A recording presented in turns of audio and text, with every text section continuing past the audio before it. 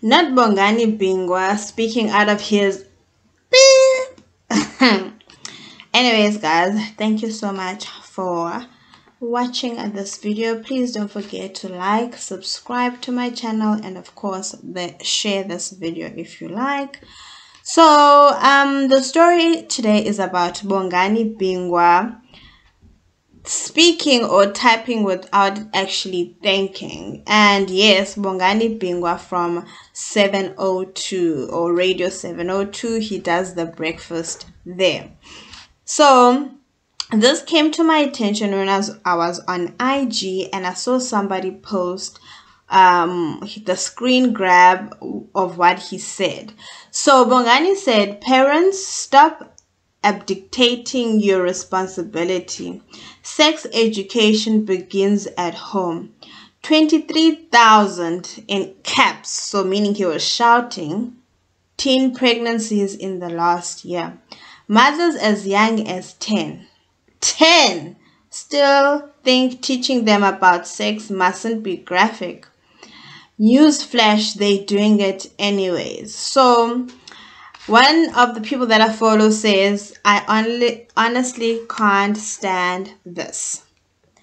So she went on to say, these girls were most likely raped. It's not a damn parenting issue. It's a man or teenage boys. It's patriarchy. At what point are we going to stop victim blaming when we are going to address the fathers instead of the underage mothers? I'm sick of this S. And she wrote in caps, statutory rape. So the person that I'm following is Binky.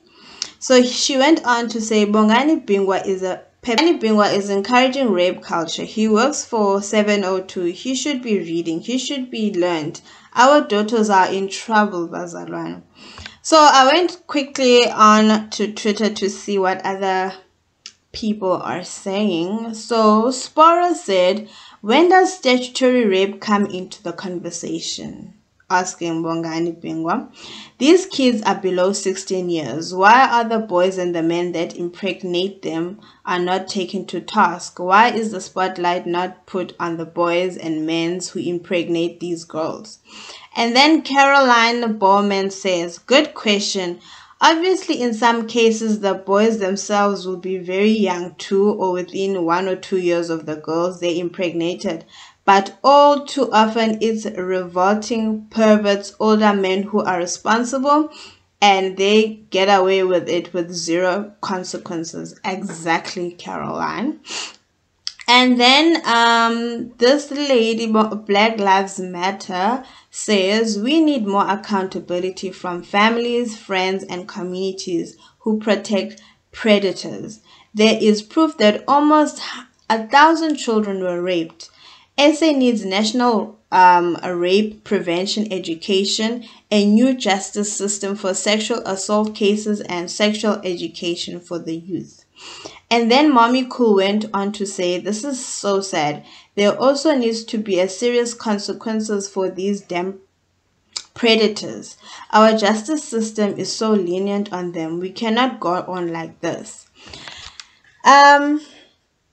So people are truly against what Bongani Bingwa said, and especially a person with such a large following and a big platform. How can he type something that is so ignorant?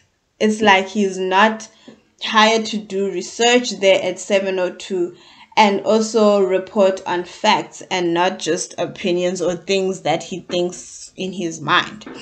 And then Free Fiber Installation says, mothers as young as 10. Waikutla. Rape victims as young as 10. No 10-year-old can consent to sex. They are raped. And then Caroline says, agree completely. I realize that sometimes the person who impregnates the 10-year-old may also be only 12. But so often it's disgusting. Older males who are responsible. What consequences do they face? Zero, a big fat zero. And then Mark went on to say, family values and morals have evaporated over the last 30 to 35 years. Common sense is not so common, and child discipline is a historical term.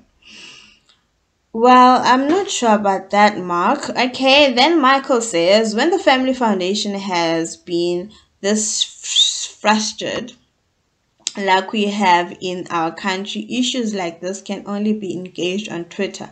We can't eat our cake and have it. And then Ghana says the police must do their job and arrest the rapists to deter this criminality. We can't be promoting it here. It is very irresponsible. Agreed. Completely agreed. Then Two Shots and a Mouse says, 702, this is one of yours. I hope you're not doing bring your daughter to work day. Aish. And then this lady says, you don't have the intellectual or moral capacity to have a word on this because you can't even apply yourself and you clearly cannot think. And the report stems from EWN reporter when they says a teenage pregnancy #teenage pregnancy, it's emerged more than 23,000 teenage pregnancies were reported in Gauteng between April last year and March 2021. And then some ladies commented or quoted this tweet by saying, this is statutory rape crisis more than it's a teenage pregnancy crisis. In most cases, the average age of the fathers is 29. Can you imagine, guys? You're 10-year-old having a child with a 29-year-old man. Like, I don't know what I would do, but somebody's definitely going to jail and somebody's dying, and I ain't dying.